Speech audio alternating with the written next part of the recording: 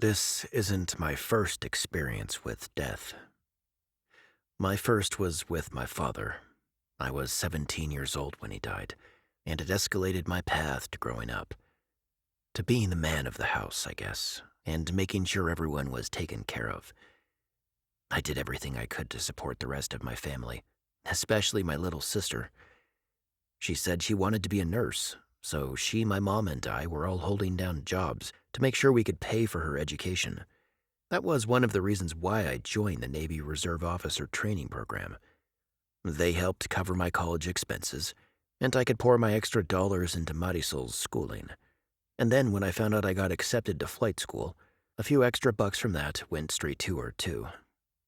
Shay couldn't understand why I did that. Turns out, she didn't understand a lot of things, really. Still, I was happy to give Marisol a bit of my check so she didn't have a crazy amount of student loans.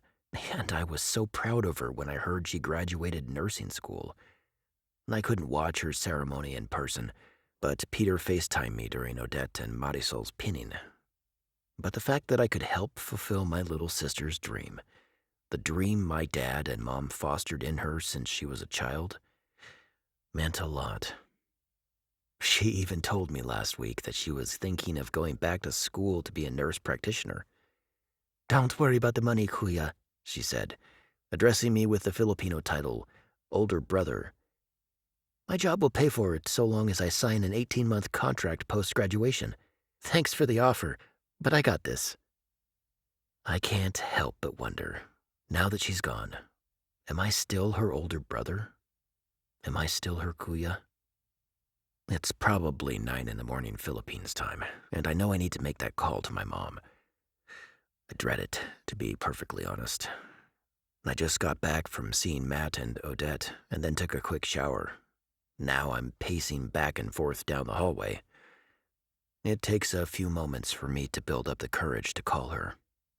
The first time my mother's heart broke was when my father died. The second time is when I tell her that her baby, her youngest child, is dead.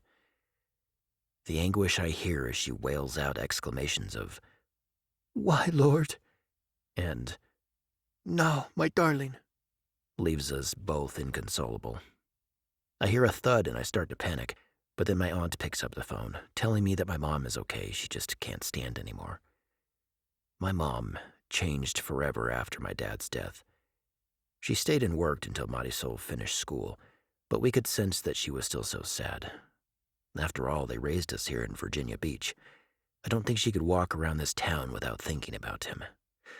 So when she found out that my grandma back in Manila needed help with care because of her old age, we thought that maybe it would be a good idea for her to return to her native country.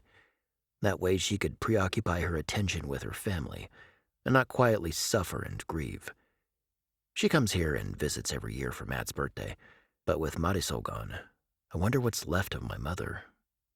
What's going to be left of me? Of my nephew?